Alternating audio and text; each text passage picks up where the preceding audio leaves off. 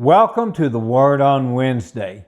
This is your midweek online Bible study and devotion at Mackville Christian Church.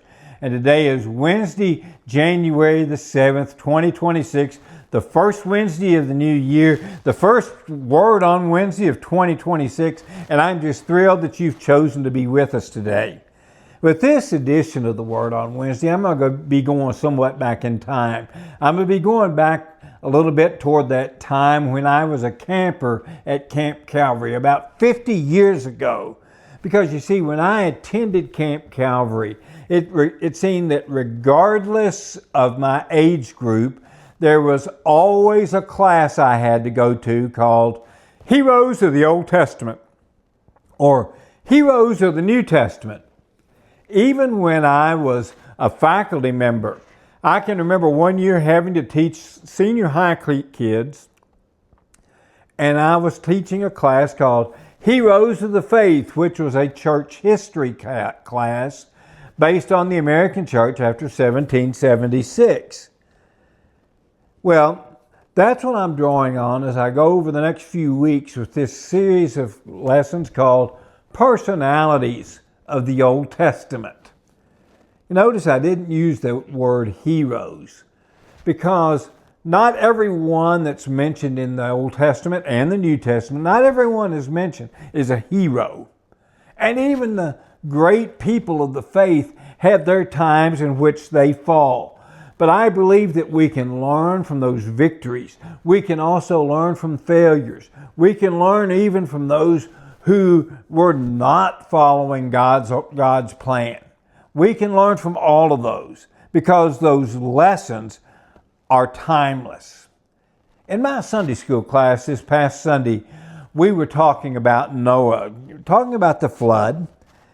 And obviously Noah is one of the most well-known figures in the Bible because God, we're told in Genesis chapter 6, God regretted that he had made man because the wickedness had become so great.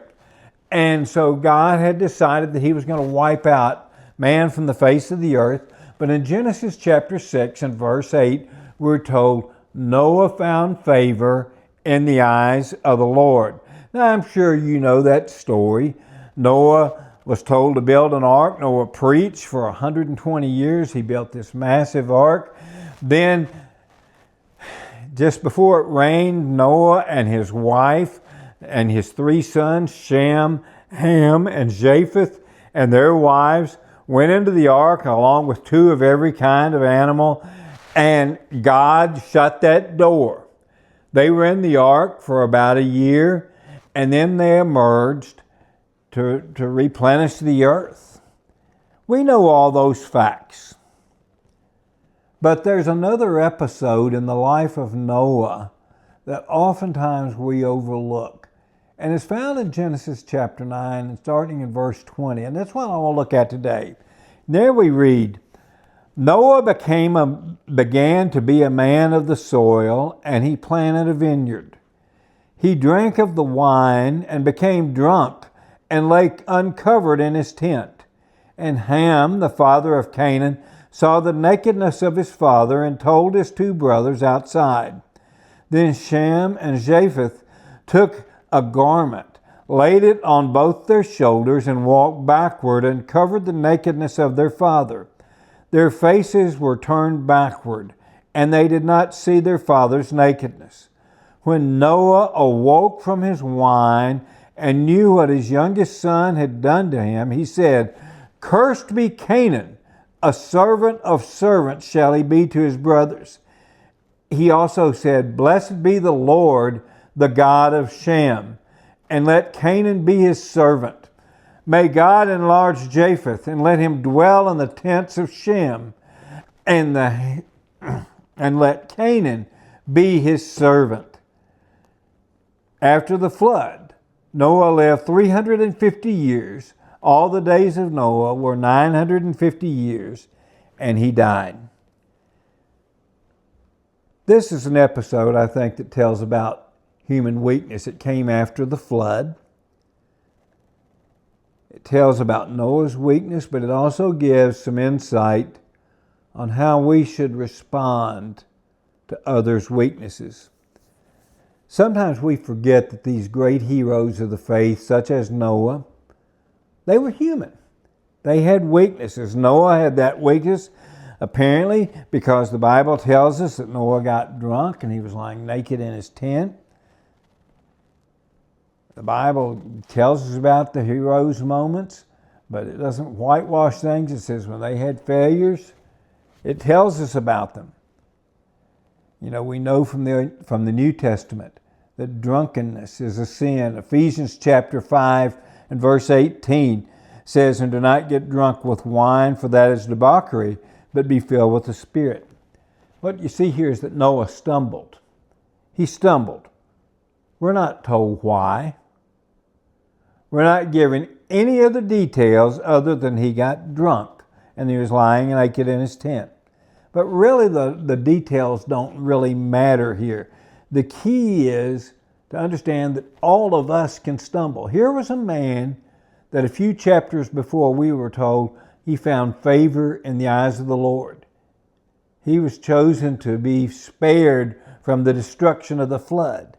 Yet he stumbled, just like we do.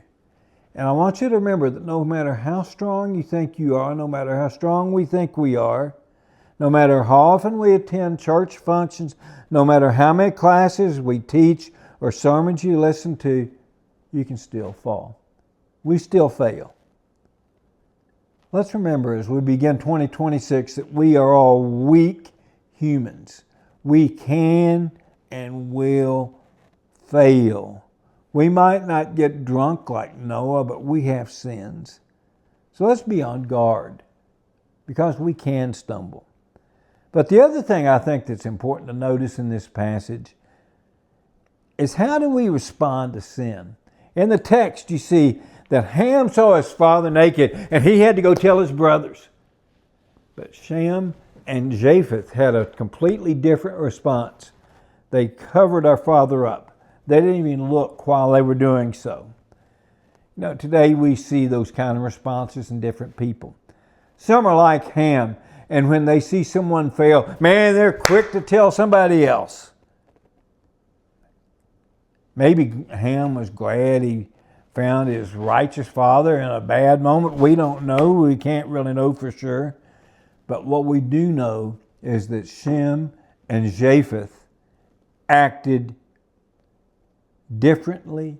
They had compassion and they acted accordingly. They covered their father up.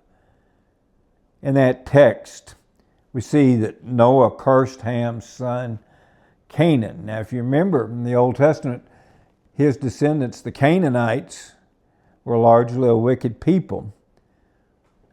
But in Genesis chapter 11, we're told that Shem, who Noah blessed, and Japheth, who Noah blessed, but Shem in Genesis chapter 11, we're told that one of his descendants was Abraham, the father of the faith, you might say, the one through whom God said all nations of the world are going to be blessed.